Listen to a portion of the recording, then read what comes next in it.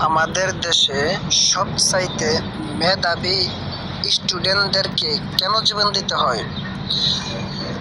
Example, হাদি ভাইয়ের মতো, আবরার ফাহাদদের মতো এরকম মহাজ্ঞানীদেরকে কেন জীবন দিতে হয়? কারণ আমাদের বাংলাদেশের রাজনীতিতে সুশাসন নাই, রাজনীতিবিদদেরকে কোনো জবাবদিহিতা নাই, তাদের কোনো সেফটি নাই। শুধু তাই নয়, আজকে রাজনীতিবিদদের জবাবদিহিতা সংসদে নেই। সংসদে ওইটা তারা মনে করে আমরা একলাই কয়েকটা দেশের প্রেসিডেন্ট, এক একটা সংসদ সদস্য ওনাদের